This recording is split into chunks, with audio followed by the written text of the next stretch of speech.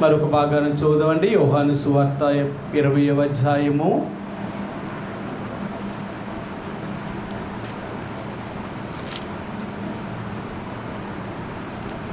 యోహాను సువార్త 20వ అధ్యాయము 15వ వచనాన్ని మనందరం కలిసి ఒక మాటలో చదువుదామండి. 15వ వచనాన్ని చదువుదాం.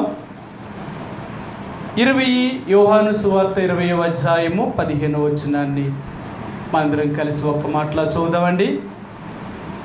యేసు, అమ్మా, ఎందుకు ఏడ్చుచున్నావు?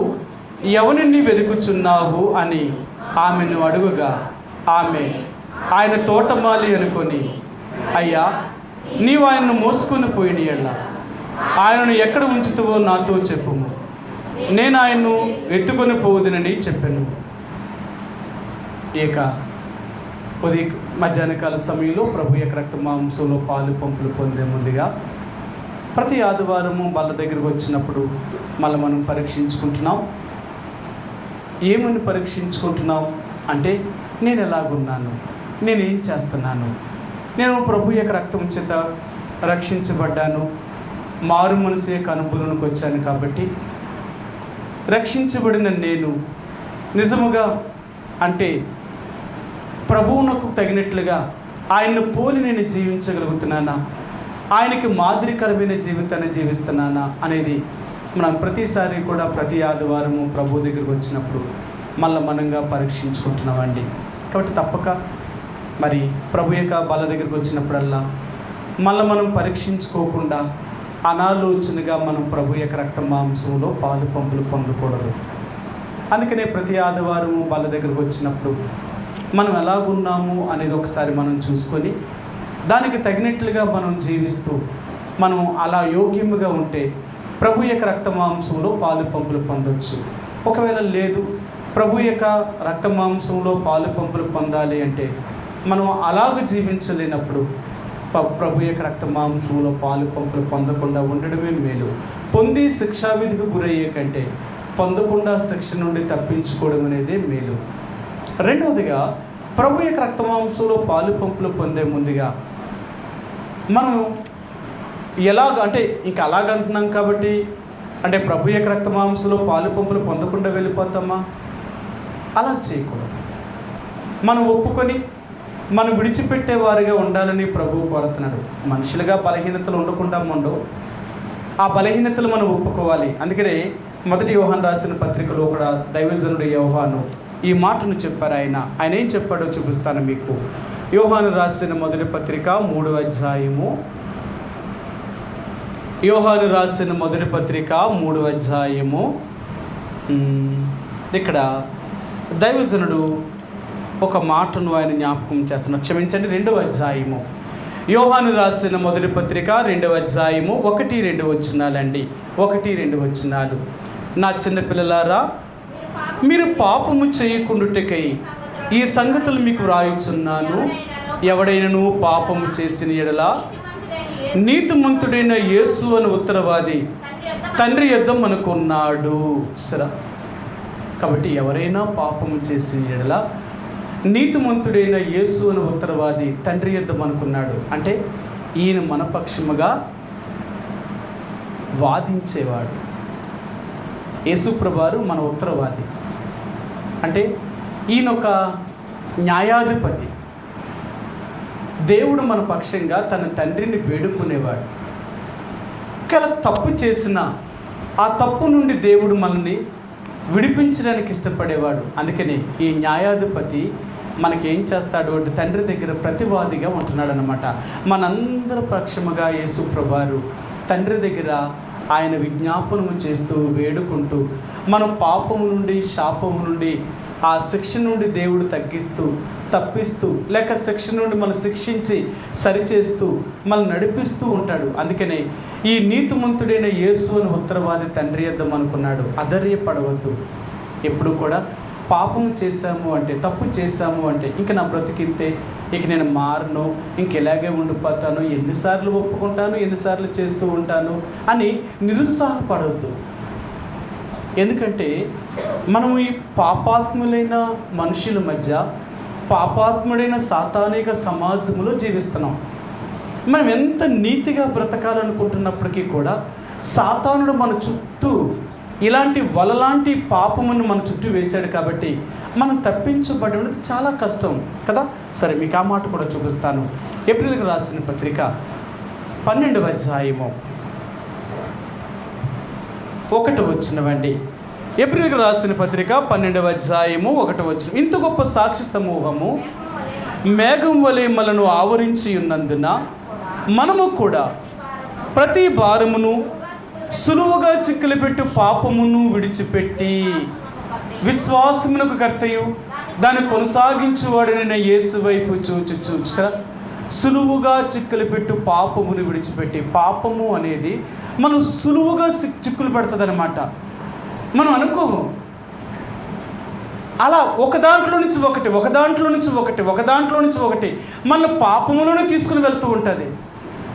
అందుకనే మనం పడిపోయినప్పుడల్లా నీతిమంతుడిని ఉత్తరవాది అయిన యేసు మనకున్నాడనే సంగతి మర్చిపోకు. ఈయన మన కొరకు ఒక ప్రధాన యాజకుడైన మన పక్షముగా తండ్రిని వేడుకునేవాడు. సరే, మీకు ఇంకో మాట కూడా చూపిస్తాను. ఈ ఏప్రిల్ రాసిన పత్రికలోనే ఈయన మన కొరకు ఏం చేయబోతున్నాడో చూపిస్తాను. 3వ అధ్యాయము, ఏప్రిల్కి రాసిన పత్రిక 3వ అధ్యాయము 1 వచనమండి. ఇందువలన పరలోక సంబంధమైన పిలుపులో పాలు పొందిన పరిశుద్ధ సహోదరులారా, మనం ఒప్పుకున్న దానికిని అపోస్తలుడును ప్రధాన యాజకుడినైన యేసు మీద లక్ష్యముంచుడి. మనం ఒప్పుకున్న దానికి ఆయన ప్రధాన యాజకుడిని యేసు మీద లక్ష్యముంచు. మనం ఒప్పుకున్న దానికి అపోస్తలుడును ప్రధాన యాజకుడిని యేసు మీద లక్ష్యం ఉంచాలి.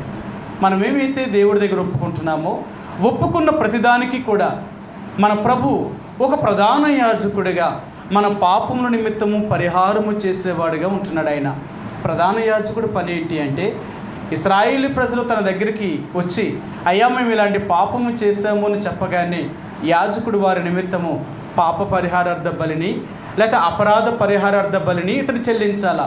వాళ్ళు తీసుకుని వచ్చిన దాన్ని ఇతడు బలర్పించి అది దేవుని యొక్క మందిరములో తీసుకుని వెళ్ళి ప్రజల పక్షముగా వారి పాపమును క్షమించేలాగిన యాజకుడు చేయవలసిన పని అదే. ఇప్పుడు యేసు ప్రభువారు అనే ప్రధాన యాజకుడు మన పాపముల నిమిత్తమే ఆయన క్రయాన్ని చెల్లించేవాడిగా క్షమించేవాడిగా ఆయన మన పక్షముగా తండ్రి యొక్క కుడిపార్శ్వమున ఉన్నాడు. ఎప్పుడు నిరుత్సాహపడొద్దు. ఒకవేళ మనం పాపంలో పడిపోయినా మన కొరకు యేసు అని నీతిమంతుడైన ఉత్తరవాది ఉన్నాడు. ప్రధాన యాజకుడైన యేసు ఆయన ఉన్నాడు. ఆయన అన్నాడు, సులువుగా చిక్కులు పెట్టే ప్రతి పాపం నుండి విడిపించగలిగిన దేవుడు. యోహాను రాసిన 1వ పత్రిక 2వ వచనం అన్నాడు. కాబట్టి దేవుని యొక్క బిడ్డలుగా మనం పడిపోయినప్పుడల్లా యేసు ప్రభువారి దగ్గరికి వచ్చినప్పుడు దేవుడు మన జీవితాన్ని మరలా స్థిరపరచగలిగిన వాడు, నిలబెట్టగలిగిన వాడు. కాబట్టి మనం పరిశీలన చేసుకుందాం. మన జీవితంలో ఏమైతే దేవునికి అయిష్టమైనవి ఉన్నాయో, ఏమైతే దేవునికి వ్యతిరేకమైనవి ఉన్నాయో వాటిని విడిచిపెట్టడానికి ప్రయత్నించేద్దాం. రోజు రోజుకి వాటిని విడిచిపెట్టడానికి ప్రయత్నించేద్దాం. నిజంగా అలా విడిచిపెట్టాలనే మనసు మనకు వస్తే రోజు రోజుకి దూరం అవుతూ ఉంటాం. ఒక రోజుకి దాని నుండి పూర్తిగా దూరం అయిపోతాం. దాన్ని విడిచిపెట్టాలనే ఆలోచనే కానీ మనకు లేకపోతే రోజు రోజుకి దానికి ఇంకా దగ్గరయ్యి ఆఖరికి మనం మరణంలోనికి వెళ్ళిపోతాం అన్నమాట. కాబట్టి దేవుని యొక్క బిడ్డలుగా ఒకవేళ పడిపోయినా లేపబడాలి అంటే యేసు దగ్గరికి రా. ఆయన నీ పక్షముగా విజ్ఞాపనం చేసేవాడు లేక పరిహారము చెల్లించేవాడు. రెండవదిగా లేక నీ పక్షముగా యేసు ప్రభు ఒక ఉత్తరవాదిగా తండ్రి దగ్గర ఉండి ఉత్తరవాదిగా నీ పక్షంగా వాదించేవాడు. మూడవదిగా ఆ యేసు ప్రభువారు నీ కొరకు ఆయన ఉన్నాడు కాబట్టి యేసు మీద లక్ష్యం ఉంచు. ఆ లక్ష్యం ఉంచడం వల్ల నీ పాపములను విడిపించగలుగుతాడు. ఆయన నిన్ను నీతిమంతుడిగా చేయగలుగుతాడు. ఆ తర్వాత ప్రభు యొక్క రక్తమాంసంలో పాలు పంపులు పొందడానికి ప్రయత్నించేద్దాం. ఆ రీతిగా మనందరినీ కూడా ప్రభు యొక్క రక్తమాంసంలో యోగ్యమైన రీతిగా పాలు పంపులు పొందడానికి ప్రభు సహాయం చేయనుగాక.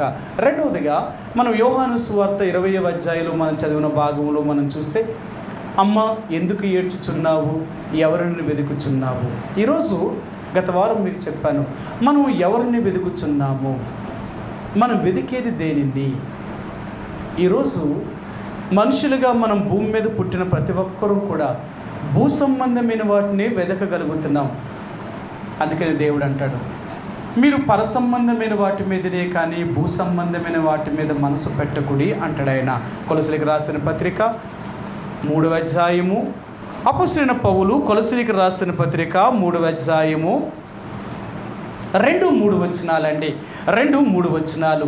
కొలసీలకు రాసిన పత్రిక 2వ అధ్యాయం 3వ అధ్యాయము 2వ వచనము 3వ వచనం అండి. పైనున్న వాటి మీదనే కానీ భూ సంబంధమైన వాటి మీద మనసు పెట్టుకొనకుడి, యాలయనగా మీరు మృతి పొందితిరి, మీ జీవము క్రీస్తుతో కూడా దేవుని యందు దాచబడి ఉన్నది అని అంటున్నాడు. పైనున్న వాటి మీదనే కానీ భూ సంబంధమైన వాటి మీద మనసు పెట్టకుడి.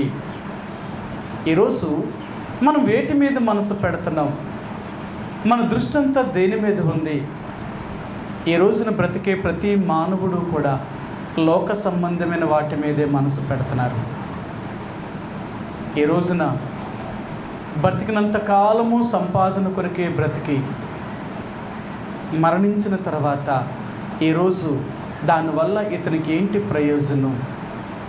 మీరు చూడండి, నిన్న దినాన్ని ఒక ఆంధ్రప్రదేశ్లోని ఒక గొప్ప వ్యక్తి ఆయన మరణించాడు. ఆయన ఆస్తి ఎంత ఉందో ఆయనకే తెలియదు. ఎన్ని కోట్లు, ఎన్ని కేసులు ఆయన మీద. అంత వృద్ధాప్యంలో కూడా ఆయన ఎంత సంపాదన గురించి ఆలోచన కలిగి ఉన్నాడు. చచ్చేదాకా మనశ్శాంతి లేకుండానే బ్రతికాడు, చనిపోయాడు. ఈరోజు అతనికి ఏంటి ఫలితం? ఏం తీసుకెళ్ళాడు అంటావు?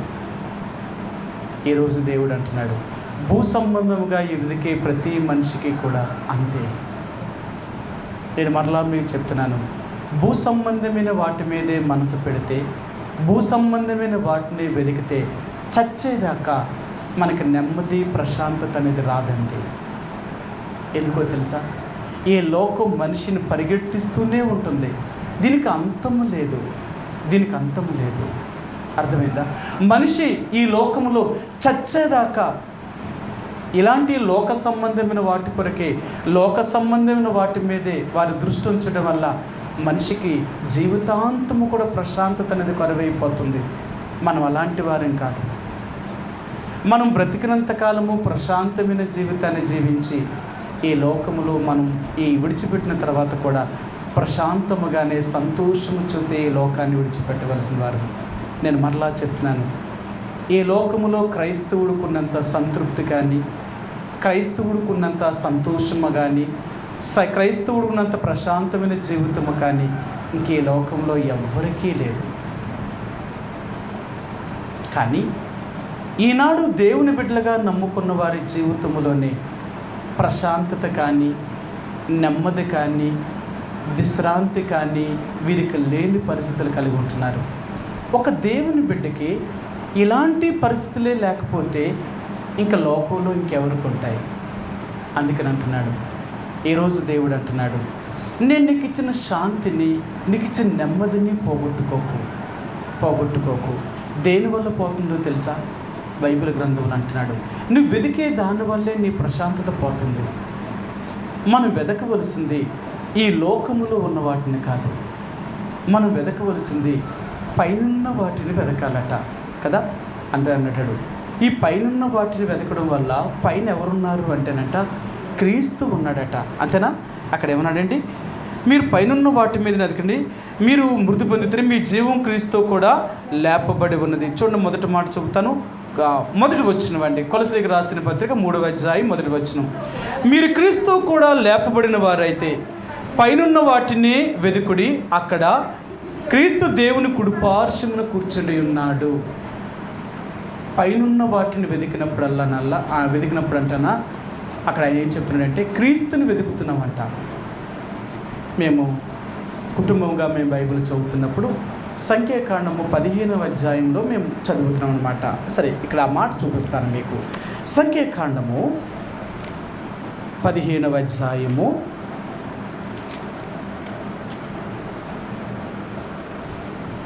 37-38 వచనాలండి. సంఖ్యాకాండము 15వ అధ్యాయము 37, 38 వచనాలు. మరియు యెహోవా మోషేకి ఇలాగు సెలవిచ్చెను, నీవు ఇశ్రాయేలీయులతో ఇట్లనుము, వారు తమ తరతరములకు తమ బట్టల అంచులకు కుచ్చులు చేసుకొని అంచుల కుచ్చుల మీద నీలు సూత్రమును తగింపవలెను.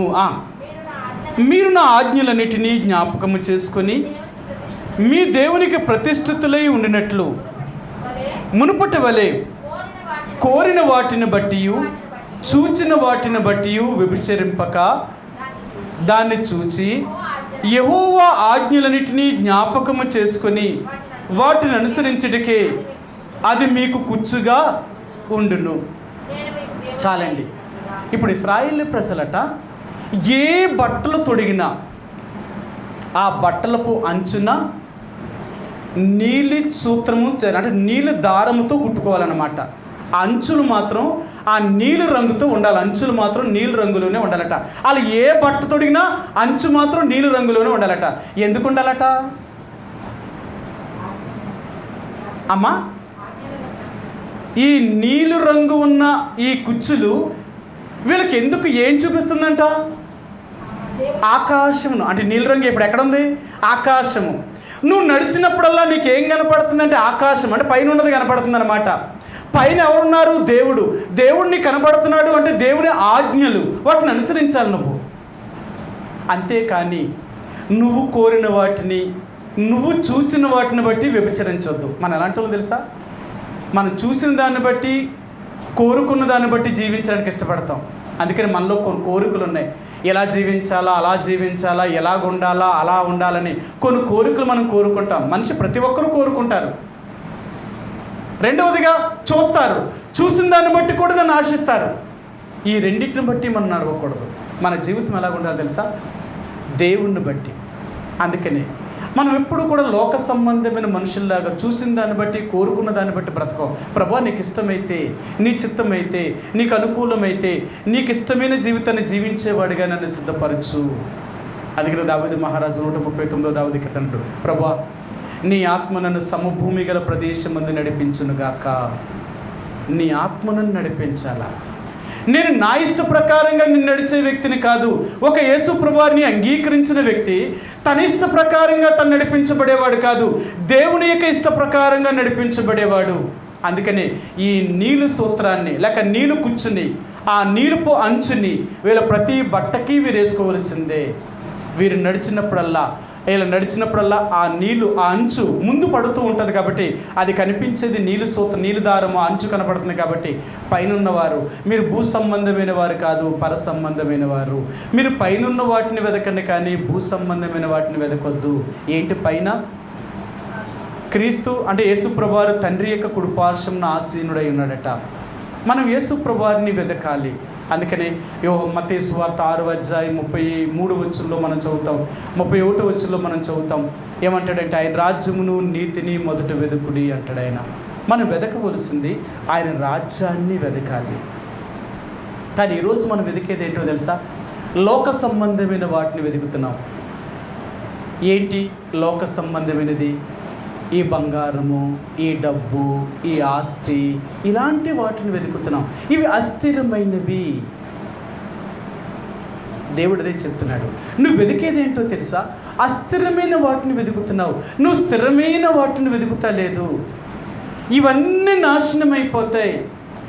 అవి నాశనం అవని అవ్వకపోని నువ్వైనా నాశనం అయిపోతావు. ఒకరోజు నీ శరీరమే మట్టిలో కలిసిపోతుంది. నీది కాదు.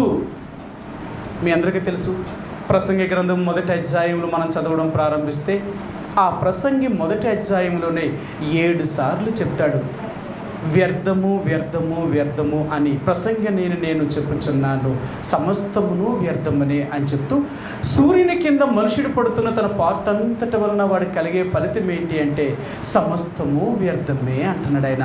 ఇలాగ ఆ 1వ అధ్యాయంలోనే 7 సార్లు ఆ మాట అంటాడనమాట. అంటే ఈ రోజున నువ్వు సూర్యుని కింద ఈ భూమి మీద నువ్వు పడుతున్న నీ పాటంతటి వలన నీకేంటి ప్రయోజనం? ఒకవేళ ఒక పెద్ద ఇల్లు కట్టుకోవచ్చు, ఓ లక్షల కోట్ల రూపాయల బ్యాంకులో నీ వెనకాల వేసుకోవచ్చు, విస్తారమైన భూమిని సంపాదించుకోవచ్చు, కానీ ప్రాణమే పోతే వీటి వల్ల నీకు ఉపయోగం ఏముందండి? అదే దేవుడు అంటున్నాడు. మీ అందరికీ తెలుసు కదా, ఒక మనుషుడు లోకమంతయు సంపాదించుకుని తన ప్రాణం పోగొట్టుకుంటే వాడికి ఏంటి ప్రయోజనం? మనము చనిపోయిన తర్వాత ధనవంతులం అయ్యేవారు, భూమి మీద ధనవంతులం కాదు. ఒకవేళ భూమి మీదే ధనవంతులు అవ్వాలి అనుకునేవారు అందరూ కూడా భూ సంబంధమైన వాటినే వెతుకుతూ ఉంటారు. మనం అందరము చనిపోయిన తర్వాత ధనవంతులు అయ్యేవారు కాబట్టి పైనున్న వాటిని వెతికేవారు. ఈరోజు మరలా దేవుడు నీతో నాతో మాట్లాడేదంటే, నువ్వు పరసంబంధమైన వ్యక్తివా, భూ సంబంధమైన వ్యక్తివా? నువ్వు వెతికేది పరసంబంధమైన వాటిని వెతుకుతున్నావా, భూ సంబంధమైన వాటిని వెతుకుతున్నావా? ఒకవేళ అందరిలాగే నువ్వు నేను కూడా భూ సంబంధమైన వాటినే వెతికితే అందరితో పాటు మనము కూడా అన్నీ వదిలిపెట్టే పోతాం. వాళ్ళకి మనకి ఒక తేడా లేదు. ఒక అవిశ్వాసికి ఒక విశ్వాసికి తేడా ఏంటంటే, ఒక అవిశ్వాసి దేవుని నమ్మక, ఈ లోకంలో ఉన్న వాటి మీద నమ్మకం ఉంచి అన్నిటినీ సంపాదించుకుని తన ప్రాణం పోగొట్టుకుని దరిద్రుడిగా వెళ్తాడు. ఒక విశ్వాసి ఈ లోకంలో ఉన్న వాటి మీద కాక దేవుడి మీద విశ్వాసంతో జీవించి చనిపోయిన తర్వాత ధనవంతుడిగా ఈ భూమి మీద నుంచి వెళ్తాడు. అందుకని అంటాను, మనము చనిపోయిన తర్వాత ఈ లోకంలో నుంచి ధనవంతులుగా భూమి మీదకి వెళ్తాం. నేను ఒకసారి మీకు ఆ విషయాన్ని చెప్పాను, మీకు మరలా ఒకసారి జ్ఞాపకం చేస్తాను మీకు ఆ మాటను. దక్షిణాఫ్రికాలో, ఆఫ్రికా దేశంలో ఒక మిషనరీ ఇంగ్లాండ్ నుంచి ఆయన సేవ చేయడం కొరకై యవన కాలంలో సేవ కొరకు వెళ్ళాడు. ఆయన అక్కడికి రమారమి అతడు ఒక 50-60 సంవత్సరాలు ఆ ఆఫ్రికా దేశంలో సేవ చేసి తనకి ముసలి వయసు రావడం వల్ల ఆయన అక్కడి నుంచి తిరిగి మరలా లండన్కి, ఇంగ్లాండ్కి తిరిగి ప్రయాణమై వచ్చేస్తున్నాడు అన్నమాట.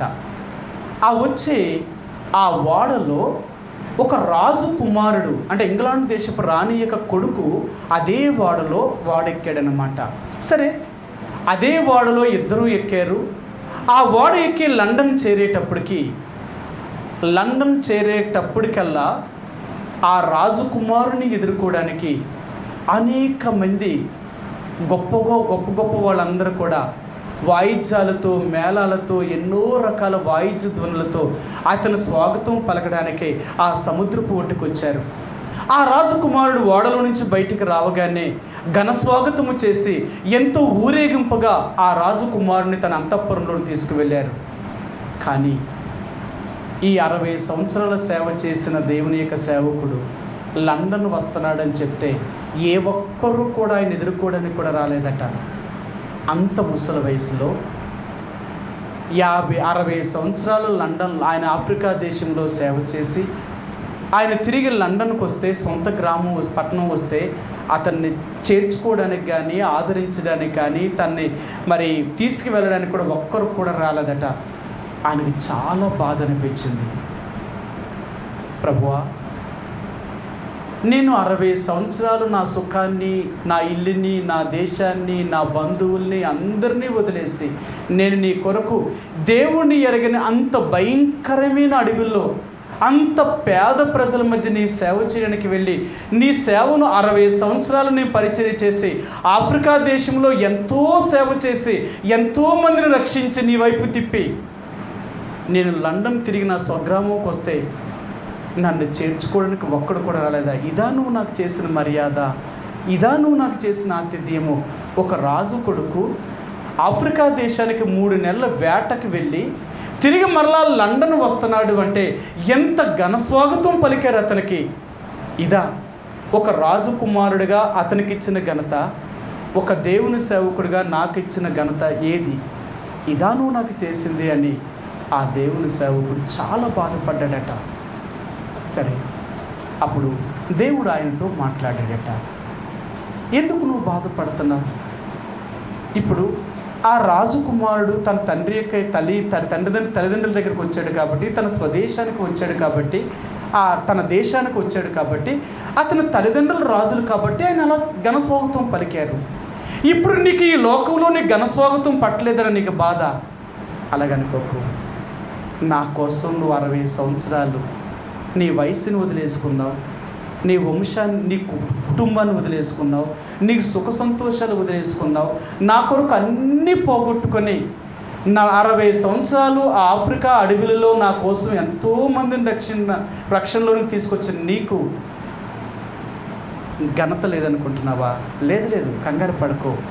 ఒకరోజు నీ తండ్రి దగ్గరికి నువ్వు వస్తావు కదా, నువ్వు పరలోకం వస్తావు కదా, ఆ రోజును చూడు. నిన్ను నేను ఎంత ఘనముగా తీసుకెళ్తాను. ఎందుకో తెలుసా? కోట్ల దేవదూతల్ని నిన్ను ఎదుర్కోవడానికి పంపిస్తాను. ఆ రోజు నా దేవదూతల్ని ఘన స్వాగతం పలికి, ఆ రాజు కుమారుడి కంటే 100 రెట్లు పైన నీకు అతను ఘన స్వాగతం నీకు పలుకుతారు. ఇది ఎందుకంటే నువ్వు నీ ఇంటికి వచ్చినప్పుడు నీకు ఆ స్వాగతం పలుకుతాను. ఇది నీ ఇల్లు కాదు కదా, ఈ భూమి నీ ఇల్లు కాదు, ఇది నీ శాశ్వతం కాదు. నీ శాశ్వతం అనేది నా దగ్గర ఉంది, అక్కడికి వచ్చినప్పుడు చూడు అన్నాడట. అప్పుడు అనుకున్నాడట, ప్రభువా నన్ను క్షమించు. నిజమే కదా, లోకంలో మనుషులుగా నేను అందరిలాగా ఆలోచించనే తప్ప ఒకరోజు నా ఇల్లు ఇది కాదు కదా, నా ఇల్లు అక్కడ ఉంది. నేను నీ రాజ్యం వచ్చినప్పుడు అప్పుడు నాకుండే ఘనత, అప్పుడు నాకుండే మహిమ అంత ఎక్కువగా నాకు ఇస్తావా? అయితే నన్ను క్షమించు తండ్రి అన్నాడట. ఆలోచించవా? నేను మరలా చెప్తున్నాను, దేవుని కోసం భూమి మీద నువ్వేమైతే పోగొట్టుకుంటావో మనం చనిపోయిన తర్వాత పరలోకంలో దాన్ని దక్కించుకుంటాం.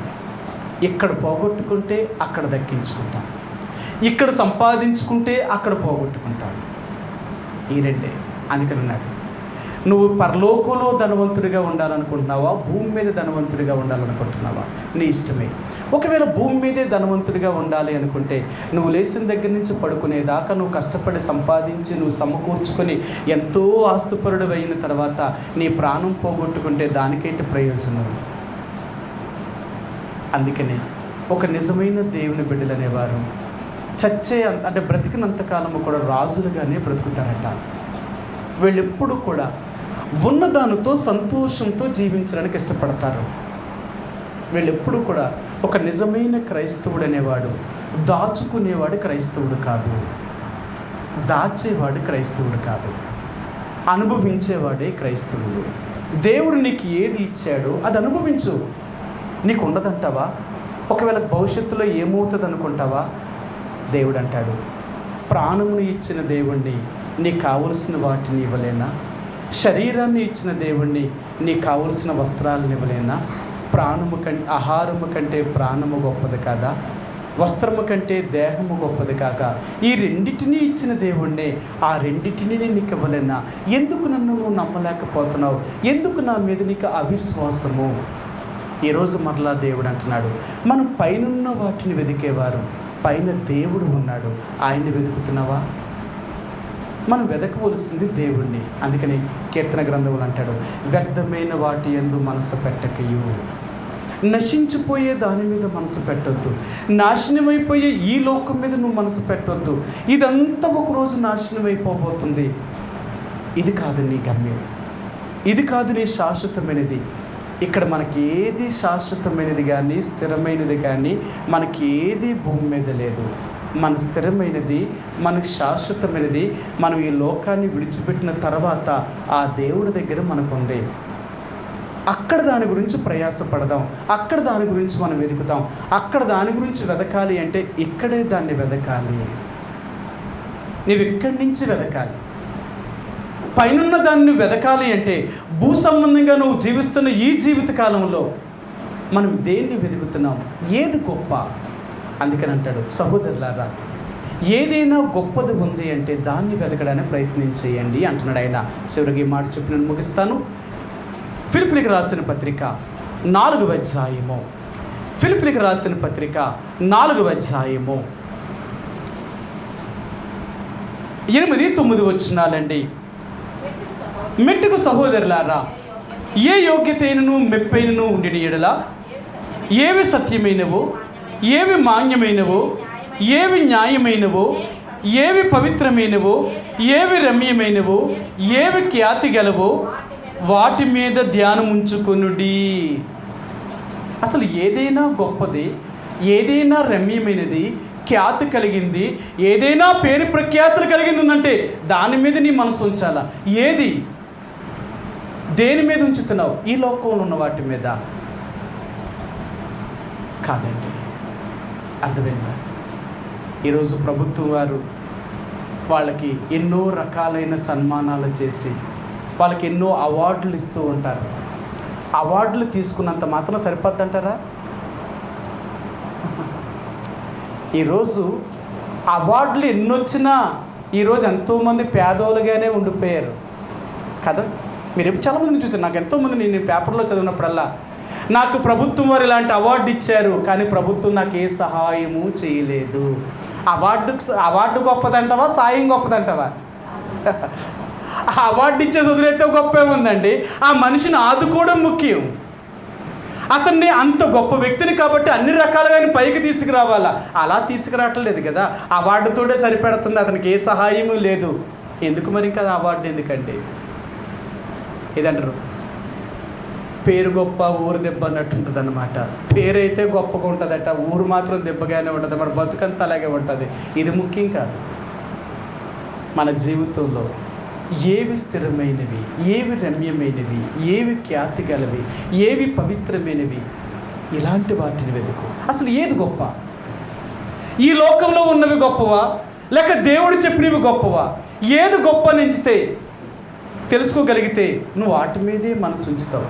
నీ మనసు ఏది గొప్పదనుకుంటే, దేవుడు గొప్పవాడు అనుకోండి, దేవుడి మీదే నీ మనసు ఉంచుతావు.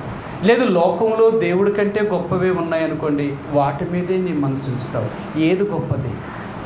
ఈ లోకం అంతా దేని మీద ఆధారపడుతుందంటే లోక సంబంధమైన వాటి మీద ఆధారపడుతుంది. మన దేవుడు ఎవరో తెలుసా? ఈ లోకములో ఉన్న వాటన్నిటికంటే గొప్పవాడు. మన దేవుడు ఎంత గొప్పవాడంటే లోకములో ఉన్న వాటన్నిటికంటే గొప్పవాడు. కాబట్టి ఆ గొప్పవాడి మీద మనసు ఉంచు. మన దేవుడు ఎవరు అని అపోస్తలుడైన పౌలు ఇంకొక మాట చెప్తాడు. సరే, నా మాట కూడా చూపిస్తాను నేను. తెస్సలోనికీయులకు రాసిన పత్రిక, మొదటి తెస్సలోనికీయులకు రాసిన పత్రిక, ఇక్కడ అపోస్తలుడైన పౌలు ఆయన ఏమన్నాడో మీకు ఆ మాట చూపిస్తానండి. మన దేవుడు ఎంత గొప్పవాడు అంటే ఆయన లాంటి వాడు ఇంక ఈ భూమి మీద ఎవరూ లేరండి, ఎవరూ లేరు.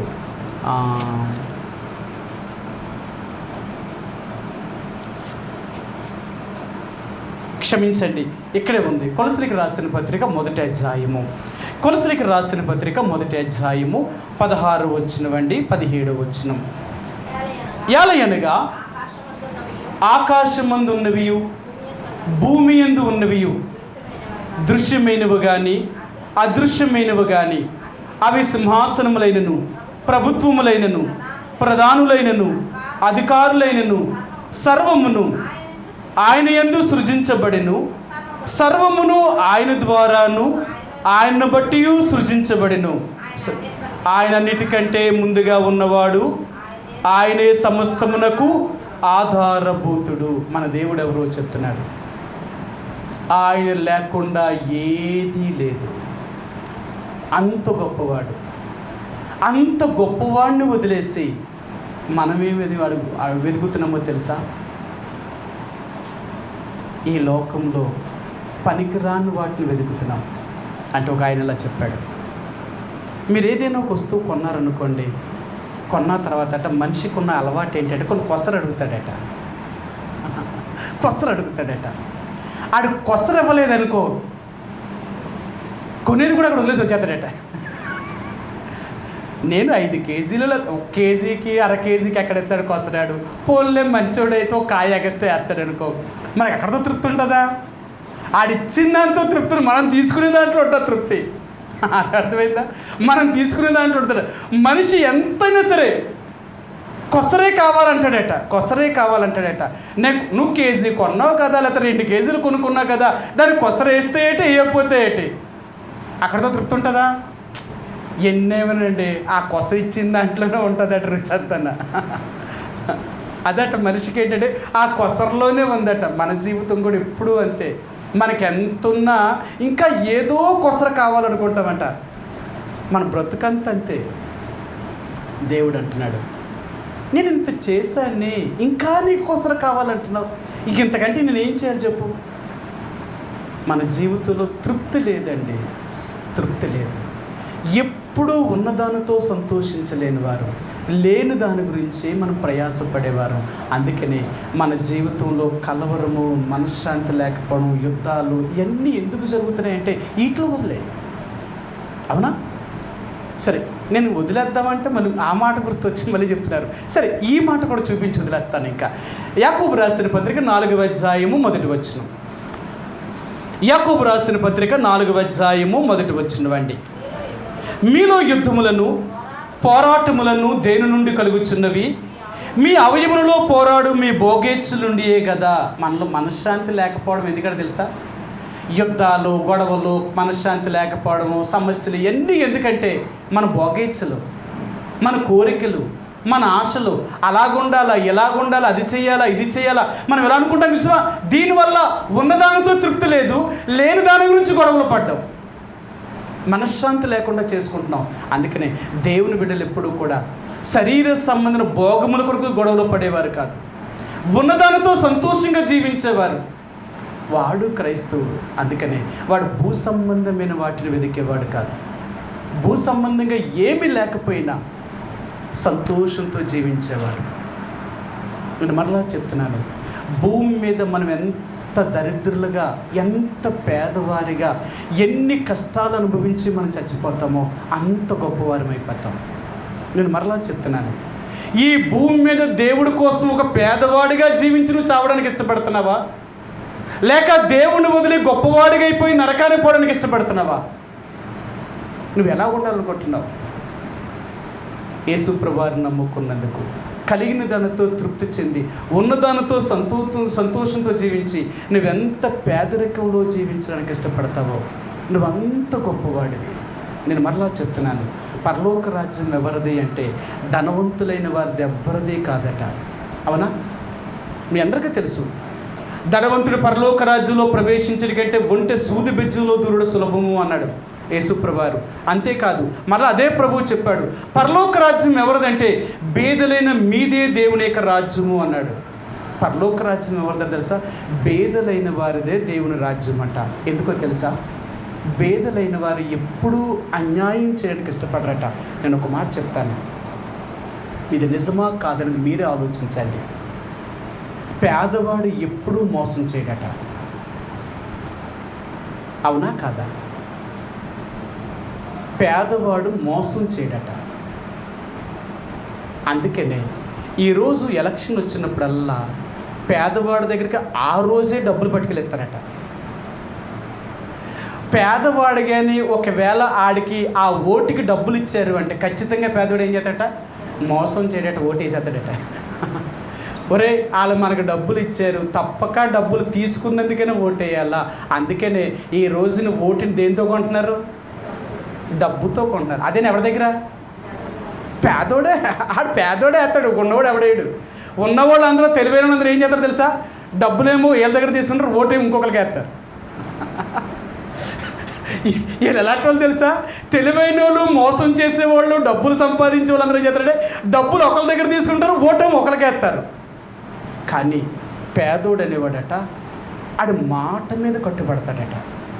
అందుకనే ఈ ఎలక్షన్లు వచ్చినప్పుడు పేదోడికే వాళ్ళు గురంతా వాడి మీద పెడతారట. వాడికి కానీ డబ్బులు ఇస్తే ఒక జర్నలిస్ట్ చెప్పాడనమాట. ఏం చెప్పాడు తెలుసా? పేదోడు మోసం చేయడండి, వాడెప్పుడూ మోసం చేయడు. అందుకనే మనం భారతదేశంలో పేదవాడిని ఎందుకు ఇలా మోసం చేస్తున్నారంటే ఆడు అబద్ధం ఆడడు, మోసం చేయడు కాబట్టే వాడినే మోసం చేస్తారు. నిజమండి, వాడు మాట మీద నిలబడతాడు. వాడు అన్నాడా అలా చేస్తాడంతే, లేదా చేయడంతే. ఈరోజు సంపాదించే వాళ్ళందరూ ఎలాగుంటారో తెలుసా? ఒక ఆయన చెప్పాడు, ఏమండి వ్యాపారం అందరూ చేయలేరండి అన్నారు. ఎందుకు చేయలేరు? వ్యాపారం అందరూ చేయలేరా? చేయలేరట. ఏమంటానన్నట, ఒక కోంటోడే చేస్తాడండి వ్యాపారం అన్నారట. నేనన్నా ఈ కోంటోడే వ్యాపారం చేయకున్నాడు ఎవరు చేయడం? నిజమండి. మీరు కోంటోని ఎన్ని తిట్లు తిట్టండి, ఆడు ఏమీ పట్టించుకోడట. ఎందుకో తెలుసా? ఆయన ఎన్ని తిట్టినా మనం తిరిగి గొడవడితే రేపు మన కొట్టుకు రావడం వెళ్ళాడు, కాబట్టి తిట్టుకుంటే మాటలే కదా అని వదిలేస్తాడట. అందుకని ఆడి వ్యాపారం ఎలాగైనా సాగుతుందట. ఇంకొకటి ఎవరైనా వ్యాపారం చేసి ఆయన ఎవరైనా తిట్టనుకో, తిట్టినోని చంపమే కొడతాడట. నా వ్యాపారం నేను చేసుకుంటే నువ్వెవడరా అనడానికని కొడతాడట. వీడు కొడితే మళ్ళీ వీడు కొట్టుకొస్తాడా? వీడు కోపమే ఉంటే వీడు ఎప్పటికీ వ్యాపారం చేయలేడట. వ్యాపారం చేసేవాడు మొదటి లక్షణం ఏంటంటే నేను తిట్టినా, నేను చెయ్యన్నా, నిన్నెన్నన్నా సరే మాట్లాడకూడదట. అలా మాట్లాడకుండానే రేపు మళ్ళీ నీ కొట్టుకొస్తాడట. నువ్వు వాడిని ఏమైనా అన్నావు, తిట్టావు అని అనుకోండి, రేపు మళ్ళీ కొట్టుకు రాడట. అదే ఆడికి మనకి తేడాట. కొంటూను ₹1 ఇచ్చి కొనుక్కోవాలంటారు, ఎందుకంటే ఆడు ఎన్నన్నా తుడుచుకొని పోతాడట. ఆడికి వ్యాపారమే కావాలి తప్ప ఎన్నన్నా పట్టించుకోడట. సంపాదించేవాళ్ళు, మోసం చేసేవాళ్ళు ఇలాంటి లెక్క చేయరండి. ఎవరికి తెలుసా? తప్పు చేయలేని వారు, మోసానికి లేనివారు, వారు ఒక్క మాటైనా పడరు. అందుకనంటారు పేదవాడు ఒక్క మాట పడ్డానికి కూడా ఇష్టపడ్డాడు. కారణం ఏంటంటే ఆడి కష్టంతో బ్రతుకుతాడు, ఆడు సంపాదించుకున్న దాంతో బతుకుతాడు. ఎవరి మీద ఆధారపడ్డో, ఎవరిది తిండో, ఎవరిది మోసం చేయడు. అలాంటి వాడు ఎందుకు పడతాడు? నిజమండి. ఈరోజు దేవుని బిడ్డని వాడు ఎవడో తెలుసా? అలాంటి వాడు నీతి నిజాయితీతో ఎవరిని మోసం చేయకుండా తన కష్టంతో తను బ్రతికేవాడే నిజమైన క్రైస్తవుడు. ఆడు ఉన్నంతట్లోనే బ్రతుకుతాడు, ఇంకంతకంటే ఏం కోరుకోడు. ఒకళ్ళు కావాలి, నేను ఇలా పైకి వెళ్ళాలి, ఇలా గొప్పవాడిని అవ్వాలని ఏ రోజున వాడు కోరుకునేది కాదు. నాకున్నంతట్లోనే సంతోషంగా ఉంటాను. లేదా దేవుడు నన్ను ఏ పరిస్థితులు గుండా తీసుకెళ్తే ఆ పరిస్థితులు గుండా వెళ్తాను. నేను యేసుప్రభువుని నమ్ముకున్నాను. ఎందుకో తెలుసా? నా దేవుడే ఎంతో పేద స్థితిలో మరణించాడు. నేను కూడా అవసరమైతే అదే స్థితిలోనికి నేను పోతాను. అది ఒక దేవుని బిడ్డకునే లక్షణం. కాబట్టి ప్రభు యొక్క రక్త మాంసంలో పాలు పంపులు పొందే ముందుగా భూ సంబంధమైన వాటిని వెతికి నీ మనశ్శాంతిని పోగొట్టుకోకు. ఆత్మ సంబంధమైన వాటిని వెతికి సంతోషంతో జీవించు. నువ్వు ఎప్పుడైతే ఆత్మీయ సంబంధమైన వాటిని వెతుకుతావో ఎప్పుడూ నువ్వు సంతోషంగానే ఉంటావు. నీ జీవితంలో నెమ్మదే ఉంటుంది. నువ్వెప్పుడూ ప్రశాంతతతో జీవిస్తావు. కాబట్టి దేవుని బిడ్డలనే వారు ఎప్పుడూ కూడా నెమ్మది, సమాధానము, నిబ్బరముతో జీవించేవారు. ఆ రీతిగా నువ్వు నేను జీవించాలి అంటే పైనున్న వాటిని వెతకడానికి ప్రయత్నించి, పైన క్రీస్తు ఉన్నాడు. ఆయన ఆజ్ఞలు, ఆయన మాటల్లో జ్ఞాపకం చేసుకొని, దేవుడు నాకు ఇలా చెప్పాడు, దేవుడు నాకు ఎలాగ ఉండమన్నాడు, నేను ఇలాగ జీవించాలి, ఇలాగ చేయకూడదని ప్రతిరోజు నువ్వు వాటిని తలపోసుకుంటూ అలా నువ్వు జీవించగలిగితే ఏ లోకంలో నువ్వు ధనవంతుడు కాకపోయినా నువ్వు చనిపోయిన తర్వాత ధనవంతుడు. మనం చనిపోయిన తర్వాత గొప్పవాళ్ళం అయిపోతాం.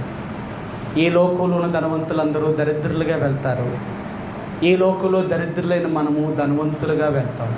కాబట్టి ఎలాగ వెళ్ళాలనుకుంటున్నావు దేవుడి దగ్గరికి? ధనవంతుడిగా వెళ్ళాలనుకుంటున్నావా? దరిద్రుడిగా వెళ్ళాలనుకుంటున్నావా? ఏది వెతుకుతున్నావు? ఒకసారి మనం పరీక్షించుకుందాం.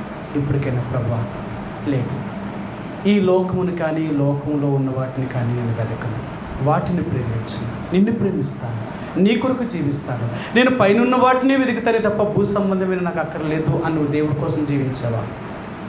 దేవుడు నీకెప్పుడూ తక్కువ చేయడు. నీకెప్పుడు దేవుడు సమృద్ధిని ఇస్తాడు. నీకు లేదు అనే మాట చెప్పనప్పుడు ఆ రీతిగా నిన్ను నన్ను దేవుడు కాపాడునుగాక. ఈ మధ్యాహ్నకాల సమయంలో ప్రభు యొక్క రక్త మాంసంలో పాలు పంపులు పొందే ముందుగా మనంగా పరీక్షించుకున్నాం కొద్ది సమయం. ఆ తర్వాత ప్రభు యొక్క రక్త మాంసంలో పాలు పంపులు పొందుతాం.